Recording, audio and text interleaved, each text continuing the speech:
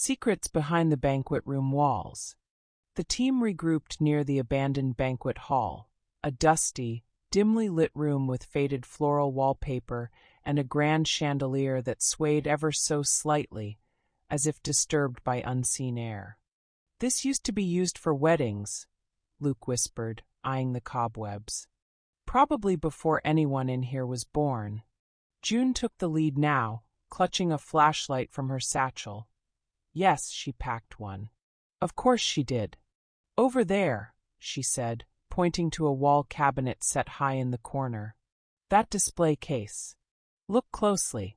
It's mounted flush, but see how the left edge is slightly discolored?" She squinted. "Like it was removed and reattached? Or opened frequently," Dorian said approvingly. "Lead on, Miss Abbott." As June approached the cabinet, she pulled a metal nail file from her bag. "Don't ask why I have this." "Never doubted you," Vivi murmured, watching June work like a surgeon. Luke kept a lookout. "We've got 10 minutes tops before someone checks this floor." The front desk girl seemed twitchy. June carefully slipped the nail file into the thin seam and gently jimmied the lock mechanism. Click! The case creaked open, revealing nothing but dust. June's brows furrowed. "That can't be right. Unless—" She pressed her hand against the back panel. Knock! Knock! Hollow! Suddenly, footsteps echoed outside the room, hard and fast. "Hide!" Luke hissed, motioning them behind the banquet table draped in an old white linen. The door creaked open. A middle-aged man in a stiff uniform, with a scowl as sharp as his jawline, stepped in. His name tag read Benoit, head of maintenance. He scanned the room with suspicion. "I saw lights," Benoit muttered. "No one's supposed to be on this floor." The group stayed silent, barely breathing. June's heart thudded as she crouched beside Dorian. She mouthed, "I have an idea." While the others froze, she quietly turned on the recording apps on her watch, and she nudged a stack of unused silverware trays with her foot. They clattered loudly across the floor behind the buffet table. Benoit jerked his head and rushed toward the noise, just as June darted from the other side, whispering, "Now!" The others bolted for the hallway, June following last as Benoit shouted behind them, "Hey! Stop!" They didn't. Back in the safety of their room, Vivi slammed the door and leaned against it, gasping. "June Abbott, I could kiss you." "Please don't," June said, catching her breath. "I'm sweaty and full of adrenaline." Luke hugged her. That was incredible. The fake sound the escaped the brain. Dorian gave June a subtle nod. "You'll make an excellent field investigator someday." She grinned, cheeks flushed. "Thanks. But we still haven't found the stash." "Not yet," Dorian said, already pulling up the blueprints again. "But I think Benoit might have just told us more than he meant to." Luke frowned. "Ow!" June held up her phone. "I hit record before I made the noise." "Listen closely," he mumbled something just as he stepped in. They played the clip. Benoit's voice crackled through.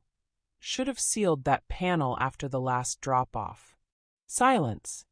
Then Vivi whispered, "We're not chasing a ghost. We're chasing an inside job." The following morning, the girl fanned out around the neighborhood under Dorian's suggestion. "Rumors cling to walls," he said, sipping his espresso. "Go talk to the walls." So they did. There was a reason Hotel de Minuit held an uneasy place in the Parisian imagination. Decades ago, long before it was bought, renovated, and rebranded for the elite, the building had been the site of whispered scandals and unexplained disappearances. Rumors spread of valuables vanishing from locked rooms, of staff resigning overnight, and guests who checked out mentally shaken, speaking of strange noises in the walls and figures in the mirrors. Parisian newspapers once dubbed it La Demeure d'Ombres, the dwelling of shadows. But time wore away fear. The newer generation of owners dismissed the stories as old superstitions, Just another ghost tale to amuse tourists. The hotel's lavish transformation into a five-star escape made it a staple for celebrities, influencers, and international elites. Haunted? Hardly. Not with champagne brunch and a rooftop jazz bar.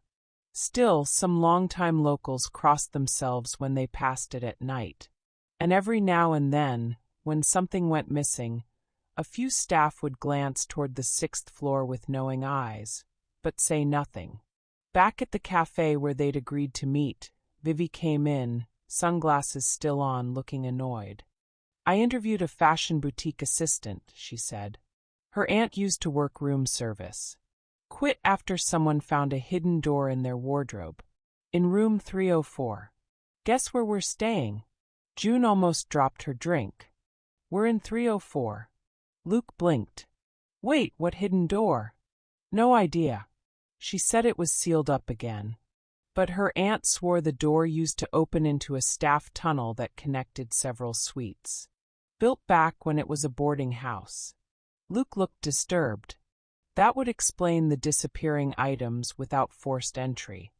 "And why the security cameras show nothing," June added.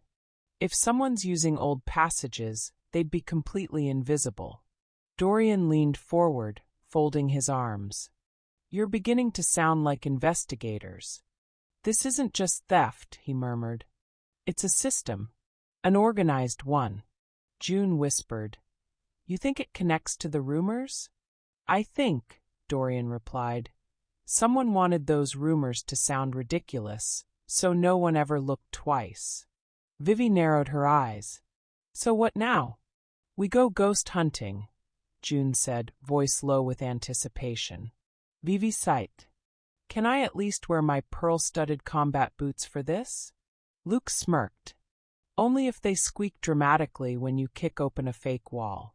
June stood grinning. "Let's check that wardrobe tonight. Maybe the ghost isn't the one stealing. Maybe the walls are." As Dorian and the group dug deeper into the hotel's shadows, the whispers of Hotel Diminuit's past began to feel less like folklore and more like a pattern. A retired concierge, cornered by June near the back service elevator, finally muttered something that gave her pause. This place was never just a hotel.